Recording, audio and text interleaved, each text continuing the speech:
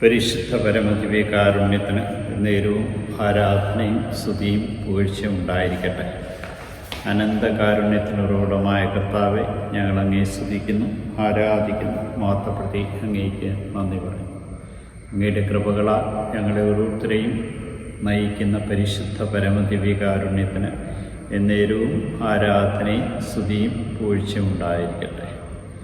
സുവിശേഷം പ്രഘോഷിക്കുന്നവരുടെ പാദങ്ങൾ എത്രയോ സുന്ദരമാണെന്ന് ഞങ്ങളെ ഓരോരുത്തരും ഓർപ്പിക്കുന്ന കർത്താവെ, വിശ്വസ്തയോടും നീതിയോടും കൂടി ഞങ്ങളെ ഏൽപ്പിച്ച ദിവ്യരഹസ്യങ്ങൾ പ്രഘോഷിക്കുവാൻ ഞങ്ങളെ അനുഗ്രഹിക്കണമേ.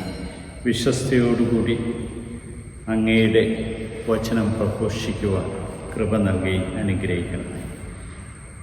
നീതിമാന്മാരെ കർത്താവിൽ ആനന്ദിക്കുവാൻ കർത്താവ് വാഴുന്നു. ഭൂമി സന്തോഷിക്കട്ടെ, ദീപസമൂഹങ്ങൾ ആനന്ദിക്കട്ടെ എന്ന സങ്കീർത്തന വചനങ്ങൾ ഞാൻ ഓർക്കുന്നു. കർത്താവേ, അങ്ങയുടെ കൃപാവരത്താൽ പുത്രസ്വീകാര്യത്തിൻ്റെ ആത്മാവിനെ ഞങ്ങൾക്ക് നൽകി അനുഗ്രഹിച്ചതിനെ ഓർത്ത് നന്ദി പറയുന്നു.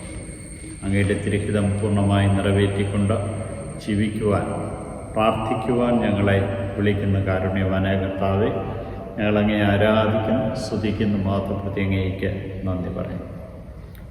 ഇന്നത്തെ സുവിശേഷത്തിൽ പ്രിയമുള്ളവരെ നമ്മെ ഓർമ്മിപ്പിക്കുക, പ്രാർത്ഥിക്കേണ്ടത് എങ്ങനെയെന്ന് കർത്താവ് നമ്മെ പഠിപ്പിക്കുക. വിജാതിരെ പോലെ അതിഭാഷണമല്ല നമുക്ക് ആവശ്യം. അവർ പ്രാർത്ഥിക്കുന്നത് കേൾക്കുന്നു എന്നവർ വിചാരിക്കുന്നു, എന്നാൽ ദൈവത്തിന് മുമ്പിൽ അത് അമിത ഭാഷണമായി.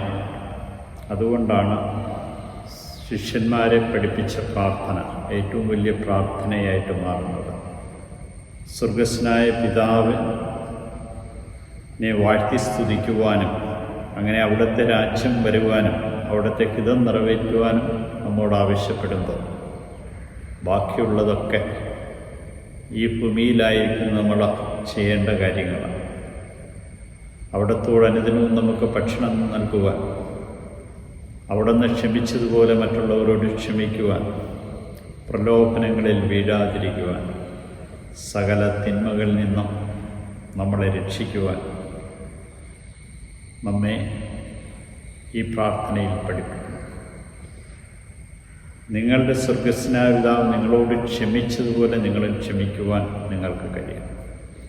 പലപ്പോഴും നമുക്ക് സാധിക്കാത്തൊരു കാര്യമാണ് മറ്റുള്ളവരോട് ക്ഷമിക്കുവാൻ പറ്റാത്ത സാഹചര്യം.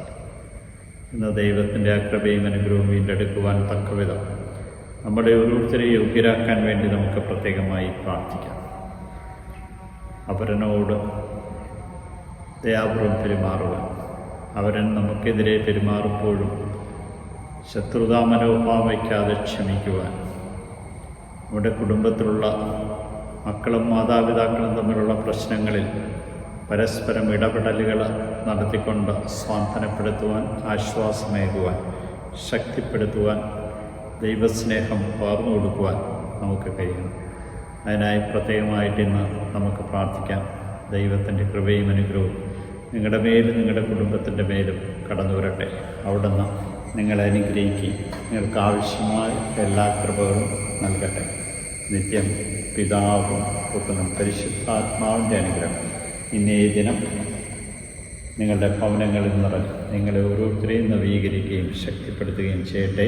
ആമേൻ.